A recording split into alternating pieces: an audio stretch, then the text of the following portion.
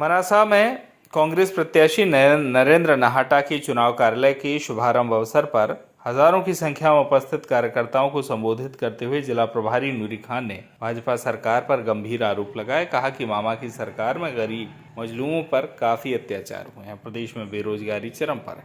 वहीं कहा कि विधायक मारू का उनकी ही पार्टी में विरोध है।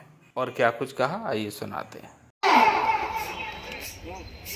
पहले तो ये सरकार खुद को हिंदूवादी कहती है कि हम गायों की रक्षा करेंगे, और दूसरी तरफ रामपुरा में हमारे किसान भाइयों की जो जमीन है, जहां पर हमारी 27,000 से गाय भोजन करती है, वहां पर कार फेंसिंग कर दी गई। मैंने तो सुना था कि ये गाय को माता मानते हैं, चीता को बाप कब से मानने लगे। गाय माता की जमीन छीन ली, लेकिन मैं सलाम करती हूँ, प्रणाम करती हूँ मेरे ऐसे किसान भाइयों को जिन्होंने इस जुल्मी सरकार का डंका बजाकर रख दिया।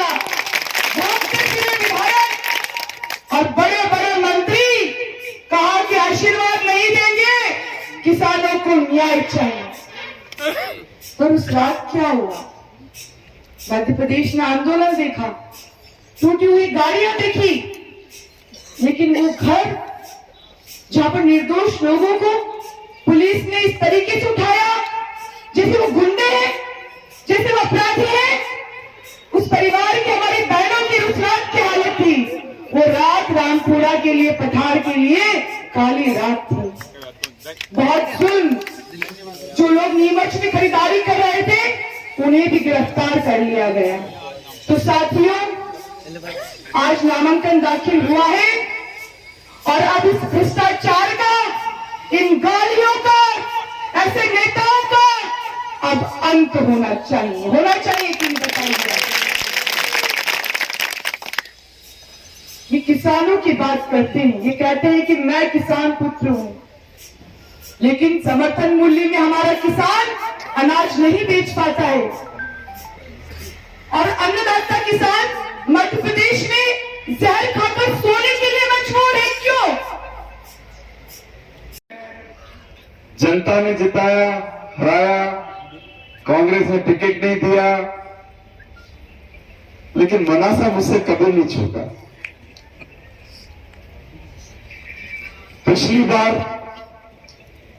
जब मुझे मंदसौर भेज दिया गया, मेरी इच्छा के खिलाफ, पार्टी का अनुशासित कार्यकर्ता हूं, चुपचाप मैंने फॉर्म भरा, लेकिन रात को 2 बजे, जिस दिन मैंने फॉर्म भरा, उस रात 2 बजे मैंने व्हाट्सएप पे मैसेज डाला और मैंने कहा कि भले मैं मंदसौर से लड़ रहा हूं, मनासा मेरे मन, मस्तिष्क और आत्मा में बसा है।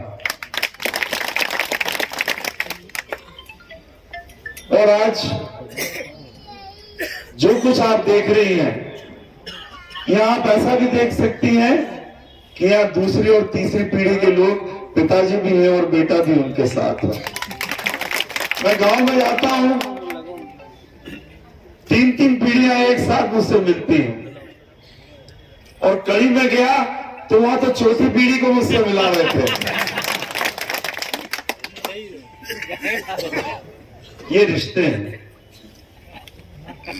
और इसलिए जब टिकट कटा, कुछ मित्रों ने सलाह दी कि मैं फॉर्म भर दूं, तब मुझे लगा कि शायद कुछ मिल जाए, शायद नहीं मिले, लेकिन ये रिश्ते चले जाएंगे जिनको मैंने बनाया।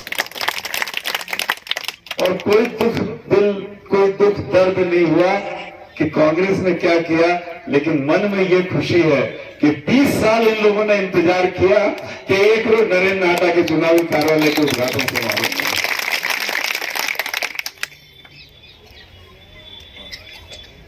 नरेंद्र नाहटा जिंदाबाद, नरेंद्र नाहटा जिंदाबाद, हमारा नेता जैसा हो, अरे बेस्ट बदल दो, ताज बदल दो,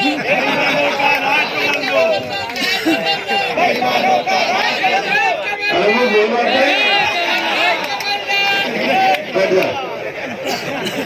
बाहरी की लड़ाई है।